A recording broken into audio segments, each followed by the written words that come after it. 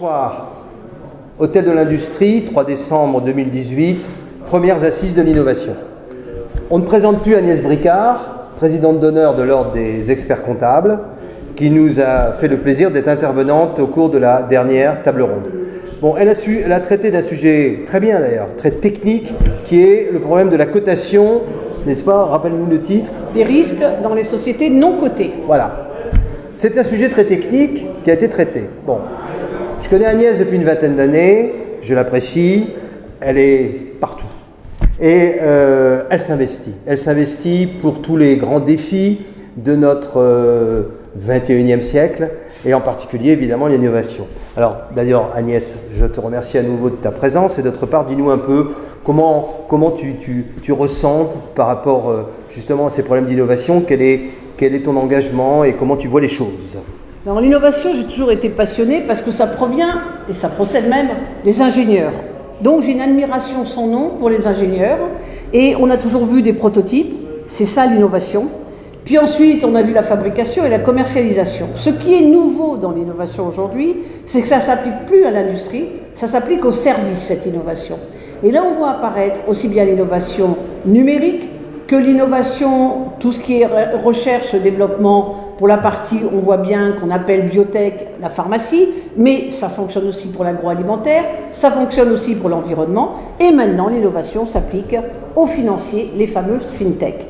Et dans le cadre de ces avancées magnifiques au niveau innovation-service, on a pris en compte en France, par exemple, la création d'une jeune entreprise innovante.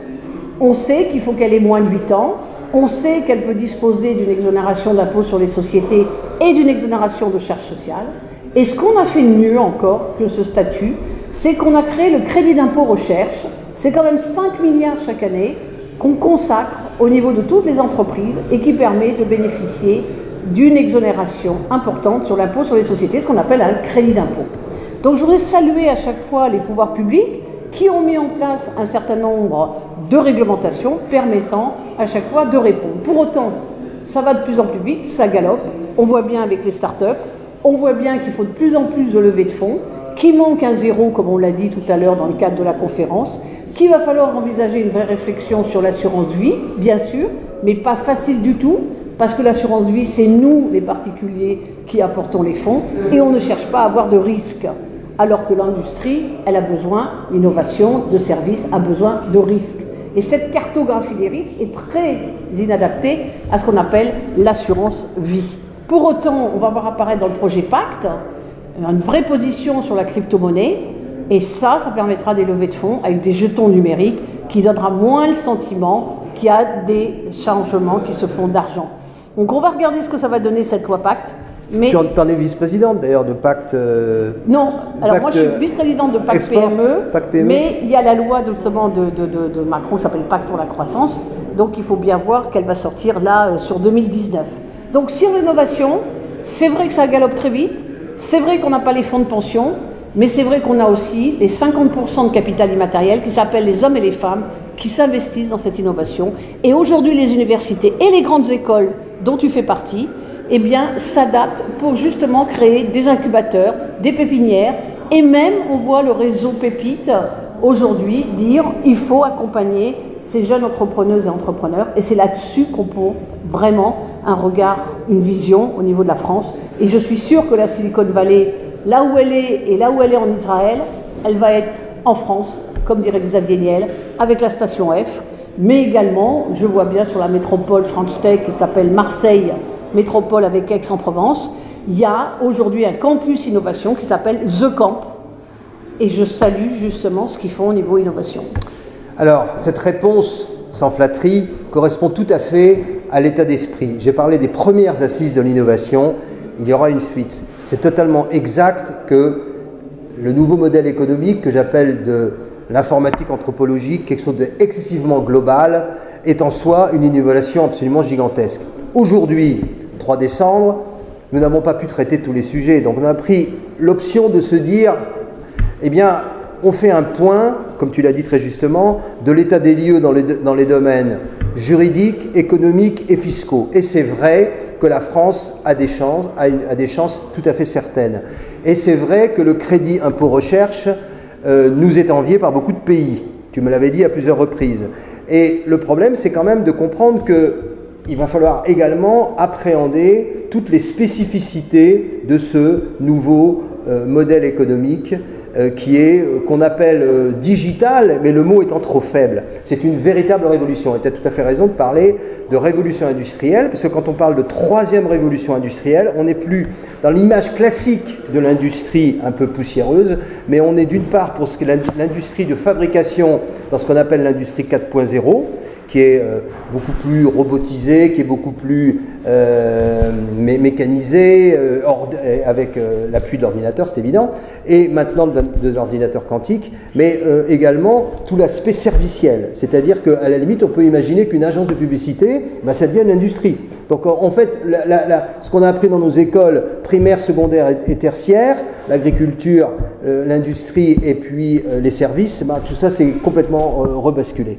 Donc il faut des gens de bonne volonté qui s'engagent pour essayer de s'y repérer dans ce magma, de passer d'un monde compliqué à un monde complexe.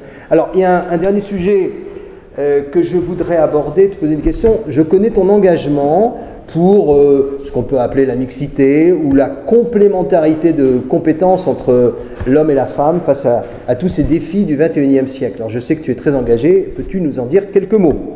Alors d'abord, premier motif, c'est pourquoi se priver de tant de talent quand il existe des profils indéniables sur cette parité, cette mixité et la diversité. Parce qu'en fait, au départ, dans la RSE, il y avait diversité qui était préconisée, et dans la diversité, il y a la parité.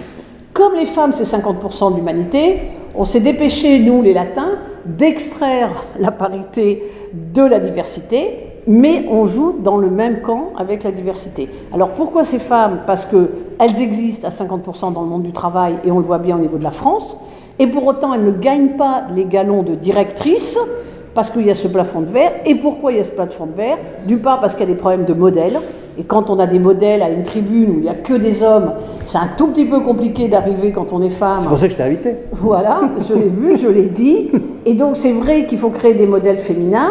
Il faut également se dire qu'au niveau de nos hommes, s'il y a une partie qui leur est imputable de ne pas nécessairement de façon naturelle faire monter des femmes, parce que est-ce qu'elles auront assez d'autorité, est-ce qu'elles auront assez d'audace, est-ce qu'elles seront assez stratèges? Et ben moi j'ai toujours la fonction fait l'homme, mais fait la femme. Quand on prend un président, la première fois qu'il prend la parole, il a tendance à bafouiller. 2 ans ou même 1 an après, il parle distinctement, très agréablement, on dit c'est un tribun. C'est la fonction qui a fait l'homme. Et bien dès lors qu'on donnera la place aux femmes avec une alternance homme-femme à des postes de PDG ou des postes de directeur ou directrice, eh bien on verra que les femmes auront aussi cette autorité morale, auront aussi cette vision stratégique, auront aussi cette façon de fédérer. Donc ça veut dire qu'il faut donner du sens au fait que donnons les mêmes possibilités, puisque nous on se fabrique à travers la fonction de président, donnons les mêmes possibilités aux femmes. Et en plus on s'aperçoit que le 1 plus 1, un homme plus une femme, ça fait toujours 3. Et ça fait 3 pourquoi? Parce que les qualités féminines et masculines aujourd'hui rendent compte de ce qui existe sur cette planète. On n'est pas dans une croissance exponentielle, on a fini ce business model. On est dans une croissance durable. Et qui mieux qu'une femme peut rappeler à l'homme justement qu'on n'est pas toujours dans une conquête de business, qu'on doit aussi regarder l'écosystème, apprécier justement les choses qui font qu'il y a une durabilité, faire en sorte d'arrêter de polluer une planète, faire en sorte que justement on prenne en compte une croissance plus propre à l'inclusion. C'est-à-dire, on rappelle toujours que l'inclusion, c'est le contraire de l'exclusion.